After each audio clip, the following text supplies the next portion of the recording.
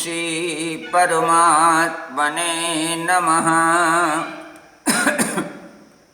प्रिय मित्रों, मैं डॉक्टर कृष्णपाल त्रिपाठी आप सबका हार्दिक स्वागत करता हूँ। आज मैं आप लोगों के समक्ष गीता जयंती के विषय में चर्चा करना चाहता हूँ।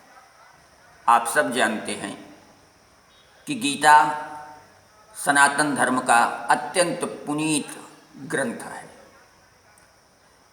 इसकी उद्घोषणा भगवान श्री कृष्ण के मुखारविंद से हुई है, इसलिए इसकी महत्ता और भी अधिक बढ़ गई है। यह पर्व मार्गशीर्ष मास के शुक्ल पक्ष की एकादशी तिथि को मनाया जाता है।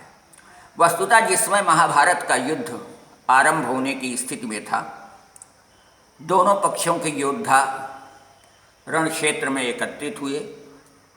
एक ओर से पांडवों की सेना थी, दूसरी ओर से कौरवों की सेना थी।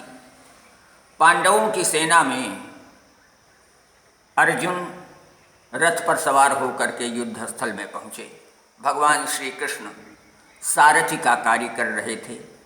अर्जुन ने जब देखा कि मेरे समक्ष मेरे परिवार वाले लोग ही हैं, मेरे वरिष्ठ गुरुजन भी हैं, भीष्म पितामह द्रोणाचार्य जैसे मेरे पूज्य व्यक्ति खड़े हैं, तो उनके मन में मोह उत्पन्न हो गया और उन्होंने श्री कृष्ण से कहा कि मुझे ऐसा राज्य नहीं चाहिए जिसमें अपने गुरुजनों की हत्या करनी पड़े। मैं अपने गुरुजनों से युद्ध नहीं करूँगा, उनसे विरोध नहीं करूँगा, उनके विरुद्ध मैं शस्त्र नहीं ग्रहण करूँगा। तब भगवान श्री कृष्ण ने उन्हें विधिवत समझाया। उनके मोह को दूर करने के लिए जो तमाम बातें बताई, उन्हीं बातों का संकलन स्वरूप है गीता। चूँकि ये भगवान कृष्ण के मुखारविंद से निःसृत है, इसलिए अत्यंत पवित्र एवं अत्यंत प्रामाणिक है। वर्तमान युग में जितने भी धर्मशास्त्रीय ग्रंथ हैं, उनमें गीता शिरोमणि के रूप में सुशोभित हो रही है। सबके ऊपर इसका सम्मान है, अधिकाधिक सम्मान माना जाता है इसका, क्योंकि यह गीता का भगवान कृष्ण के मुख से मार्गशीर्ष शुक्ल पक्ष एकादशी को ही निकला था।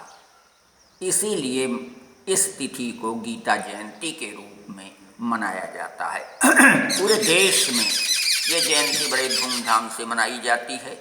इस तिथि का सबसे बड़ा महत्व यही है कि इस दिन गीता रूपी अमूल्य निधि हमको प्राप्त हुई, जिससे विशेष ज्ञान की प्राप्ति होती है। इसके विषय में तो ये कहा जाता है कि जो ज्ञान राशि उसमें संकलित है वह दूसरी जगह भी हो सकती है, लेकिन जो इसमें नहीं है वो अन्यत्र नहीं हो सकती है। यानी सर्वश्रेष्ठ ग्रंथ है। ऐसे महनीय ग्रंथ की प्राप्ति के उपलक्ष्य में गीता जयंती मनाया जाना स्वाभाविक है, चाहिए ही।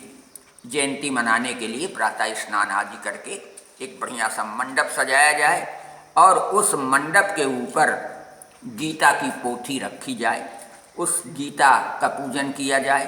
भगवान श्री कृष्ण और वेद व्यास की भी मनमोहक मूर्ति रखी जाए, उनका भी पूजन किया जाए।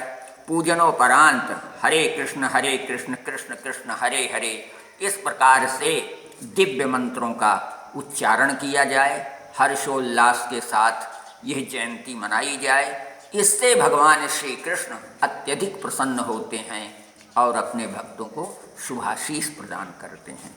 इससे हमारी भावी पीढ़ी को भी प्रेरणा प्राप्त होगी गीता के प्रति आस्था व्यक्त करने के लिए, गीता को जानने के लिए, गीता के मर्म को समझने के लिए प्रेरणा प्राप्त होगी। इसलिए हम सब का यह परम कर्तव्य है कि गीता जयंती मनावें और यदा कदा गीता का पाठ भी करते रहें।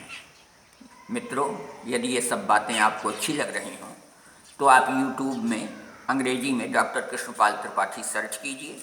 वहाँ आपको सब्सक्राइब लिखा मिलेगा, उसे टच कीजिए, मेरा चैनल सब्सक्राइब हो जाएगा और नित्य आपको ज्ञानवर्धक वीडियो देखने को मिलेंगे। ये सारा कार्य मैं जन कल्याण के लिए कर रहा हूँ, तो आप भी इस जन कल्याण में भागीदार बने, आप भी पुण्य के हिस्सेदार बने। धन्यवाद, नमस्कार।